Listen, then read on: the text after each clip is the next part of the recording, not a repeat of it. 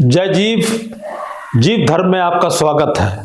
मैं एम इकबाल इस वक्त आपसे रूबरू हूं, आपके साथ हूं। जीव कल्याण एवं धार्मिक एकता का कारवां आपके सहयोग, स्नेह, आशीर्वाद व साथ से निरंतर आगे बढ़ रहा है और मेरा विश्वास है कि हम यथाशीघ्र अपनी मंजिल पर पहुंचकर जीव कल्याण के लक्ष्य को प्राप्त करेंगे और एक स्वर्णिम भारत का निर्माण करेंगे। दुखों से मुक्ति होगी और खुशहाली, विकास आपके कदम चूमेंगे। मुझे विश्वास है कि हम यथाशीघ्र अपनी मंजिल पर पहुंचकर जीव कल्याण के लक्ष्य को प्राप्त करेंगे और एक स्वर्णिम भारत का निर्माण करेंगे। जीव धर्म के इस सफर में आज हम आपको सिख धर्म के वरिष्ठ चिंतक, लेखक, आदरणीय इंजीनियर नरेंद्र सिंह मोगा जी, संपादक पंजाबी सुमन पत्रिका से मिलवाते हैं, जिन्होंने विशेष रूप से गुरु नानक जी का धर्म शीर्षक से यह लेख भेजा है। इंजीनियर नरेंद्र सिंह मोगा जी लिखते हैं कि सन 1469 में जब गुरु नानक का जन्म हुआ, धर्म के नाम पर इंसानों को जोड़ने के स्थान पर तोड़ा जा रहा था। एक बहुत बड़े वर्ग को अस्पृश्य मानकर उसका कथित अभिजात वर्ग दमन एवं शोषण कर रहा था। धर्म के नाम पर अंधविश्वास, पाखंड का बोलबाला था। गुरु जी ने 2 शिष्यों, एक हिंदू और एक मुस्लिम, दोनों को साथ लेकर इस बुराई के विरुद्ध अपना अभियान प्रारंभ कर दिया। मानवता के प्रेमी गुरु नानक जी ने विभिन्न धर्मों में आपसी सद्भाव, सहनशीलता के मार्ग को अपनाने पर जोर दिया। उन्होंने कहा कि वास्तविक धर्म को पहचानो।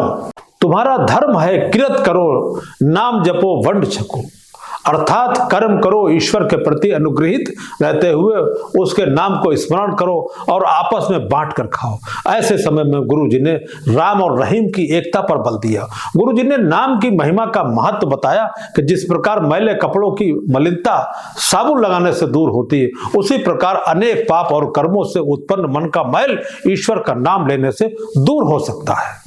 गुरु जी की दृष्टि में परमात्मा एक है और निरंजन है।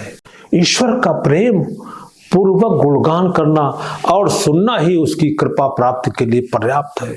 इस सृष्टि के रचयिता को, जिसका रूप, रंग, वेश किसी को ज्ञात नहीं, उसे उसके नामों से पुकारो, उसके नाम का जप करो। ईश्वर की प्राप्ति तीर्थ स्थान पर एक डुबकी लगाकर लेने से नहीं हो सकती। जब छोटी से छोटी वस्तु भी बिना परिश्रम के प्राप्त नहीं हो सकती, तो मनुष्य को ये झटपट वाले साधन छोड़कर संयत रूप से ईश्वर प्राप्ति के लिए कर्मशील होना चाहिए। प्रकृति का संचालन कर रही एक शक्ति को पहचानो। यदि हम अनेक शक्तियों में आस्था रखें तो उस परम शक्ति के प्रति हम कभी ईमानदार नहीं रह सकते। हमारी भक्ति समग्र भक्ति न होकर आंशिक ही रह जाएगी। उन्होंने कहा, परमात्मा पूरी सृष्टि का करता है। वह स्वयं ही जानता है कि सृष्टि किस प्रकार बनी, कब बनी, अर्थात ईश्वर सर्वोपरि है और सृष्टि के प्रसार से प्रकट हो रहा है। हम तो प्रकृति की गोद में बालक की भांति रखे गए हैं और हमारी चंद दिन की जिंदगी के लिए काफी सुख एकत्र हैं। हमें इन सुखों के उपभोग में भूलना नहीं चाहिए कि हमारे बुरे और अच्छे कार्यों का लेखा पत्र कहीं न कहीं अवश्य तैयार हो रहा है। हम स्वयं को उसकी श्रेष्ठ साफ कृति मानते हैं, पर उसकी अन्य श्रेष्ठ कृतियों को, जो हमारे समान ही श्रेष्ठ हैं, को ऊंच नीच, छुआछूत के आधार पर हेय मानकर उनके रचयिता का ही अपमान कर बैठते हैं, जिसका दंड प्राप्त होना अवश्यंभावी है। इन्हीं कारणों से गुरु जी ने कर्म आधारित आजीविका एवं बांट कर खाने पर बल दिया, ताकि कोई भी भूखा न रहे, किसी को भी कोई कष्ट न हो। संक्षेप में गुरु नानक देव के धर्म का एकमात्र उद्देश्य और सार है कि कर्म करो, भगवान का नाम जपो और बांट कर खाओ। जीव धर्म के इस कारवां में आप निरंतर हमारे साथ बने हुए हैं।